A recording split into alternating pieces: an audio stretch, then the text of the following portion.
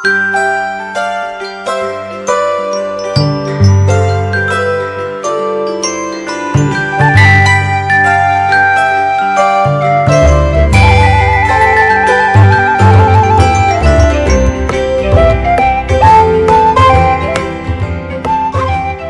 pagi sahabat GPIB. Pagi ini kita kembali berjumpa dalam Morning Call GPIB bersama dengan saya Pendeta Ruth Susana Tengker Kamau, Ketua Majelis Jemaat GPIB Penir Singaraja Bali. Sebelum kita memulai aktivitas kita di hari ini, mari kita merenungkan firman Tuhan bersama. Untuk itu kita berdoa. Terima kasih ya Tuhan, karena di hari ini Tuhan tetap menjaga dan memelihara kehidupan kami, dan kami akan memulai aktivitas kami. Kami memohon agar Tuhan menganugerahkan kepada kami hikmat, Roh Kudus, sehingga kami dapat membaca firman-Mu, dan kami juga memperoleh pengertian untuk kami melaksanakannya dalam hidup kami. Di dalam nama Tuhan kami Yesus Kristus, firman yang hidup, kami berdoa. Amin. Sahabat GPIB yang dikasihi Tuhan, pembacaan Alkitab hari ini, pagi ini, dari 2 Korintus pasal 5, ayat 14 sampai dengan 16. Yang menyatakan, sebab kasih Kristus menguasai kami, karena kami telah mengerti bahwa jika satu orang sudah mati untuk semua orang, mereka semua sudah mati. Kristus telah mati untuk semua orang, supaya mereka yang hidup tidak lagi hidup untuk dirinya sendiri, tetapi untuk Dia yang telah mati dan telah dibangkitkan untuk mereka. Sebab itu, kami tidak lagi menilai seorang pun juga menurut ukuran manusia. Jika kami pernah menilai Kristus menurut ukuran manusia, sekarang kami tidak lagi menilainya demikian.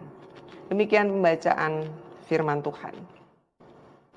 Sahabat GPIB yang dikasihi oleh Tuhan Yesus Kristus, ada yang menyatakan bahwa cara pandang atau point of view, atau mungkin kita bisa kenal juga dengan mindset, itulah yang membedakan seseorang dengan yang lainnya. Sehingga menjadi pertanyaan untuk kita adalah, cara pandang apakah yang kita gunakan untuk kita melihat seluruh keberadaan kehidupan kita. Dalam pembacaan kita ini, Paulus menyatakan secara jelas, kasih Kristus menguasai kami. Kami telah mengerti Kristus telah mati untuk semua orang. Di sini kita bisa pahami bersama bahwa Kristus telah mati untuk semua orang. Kematian Kristus itu menjadi wujud yang paling nyata kasih Allah akan dunia ini. Karena melalui kematian Kristus, maka setiap kita bisa memperoleh kehidupan. Ini sekaligus Paulus juga mau mengatakan kepada kita bersama, kita semua, tidak berhenti hanya sampai pada kita tahu atau kita memahami. Tetapi kita juga harus dikuasai oleh kasih Kristus. Karena itu sahabat GPIB yang dikasihi oleh Tuhan Yesus Kristus, kita tidak hanya sekedar sampai pada menghayati kematian Kristus pada Jumat Agung, atau kita tidak hanya sekedar ada dalam sukacita merayakan Paskah saja, tetapi seluruh keberadaan kehidupan kita harus dikuasai oleh kasih Kristus. Saya menggunakan kata dirasuki. Dirasuki itu berarti benar-benar dikuasai. Pikiran, hati, yang kemudian itu akan nyata melalui perkataan, sikap, tindakan, dan perbuatan. Kita sebagai orang percaya, maka cara pandang inilah yang harus kita miliki. Bahwa kita dikuasai oleh kasih Kristus. Karena Kristus sudah mati untuk kita. Karena itu sahabat GPIB yang dikasihi oleh Tuhan Yesus Kristus, ketika kita tahu bahwa Kristus sudah mati untuk kita dan itu adalah wujud kasih, maka di situ kita juga belajar bahwa ternyata kasih itu tidak egois. Kasih itu rela berkorban. Kasih itu menempatkan orang lain berarti, berharga. Bahkan lebih daripada itu, kasih itu menghadirkan kedamaian.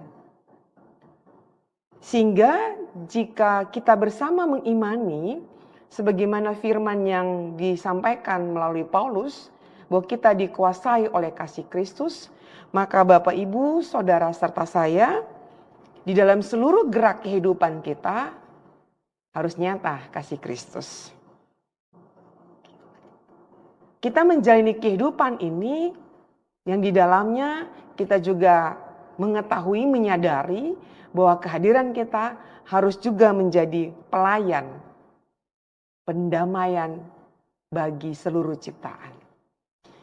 Sebagai orang yang dikuasai oleh kasih Kristus, maka kita tidak lagi hidup dalam pertengkaran, kita tidak lagi hidup dalam konflik, tetapi kita hidup dalam cinta kasih yang saling menghormati satu dengan yang lain. Kita menempatkan orang lain sebagai bagian yang penting dalam hidup kita, dan kita juga mengasihinya dengan tulus. Biarlah kita melakukan seluruh aktivitas kita di hari ini dengan mengingat bahwa kasih Kristus menguasai kita dan kehadiran kita adalah sebagai pembawa damai.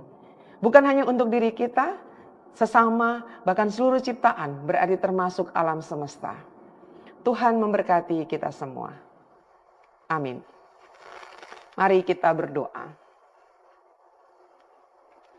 Kami bersyukur karena Tuhan, Engkau sudah mati bagi kami, dan kasih-Mu itu nyata dalam seluruh keberadaan kehidupan kami.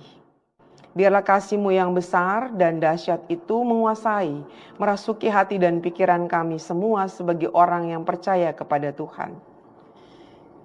Agar seluruh hidup kami dituntun, dibimbing oleh kasih Kristus. Sehingga ketika kami berjumpa dengan sesama, ketika kami membangun relasi dengan siapapun, kasih Kristus itulah yang akan menolong kami untuk membangun relasi yang penuh cinta kasih, membangun relasi yang penuh dengan kedamaian. Berkati kami di dalam kami menjalani kehidupan kami, baik dengan sesama, bahkan dengan seluruh alam semesta, seluruh ciptaan Tuhan yang ada. Kami datang kepada Tuhan, kami berdoa untuk kehidupan setiap kami. Tuhan kiranya terus memberkati kami. Anugerahkanlah kepada kami kekuatan kesehatan yang baik. Dan Tuhan berkatilah setiap usaha dan kerja kami.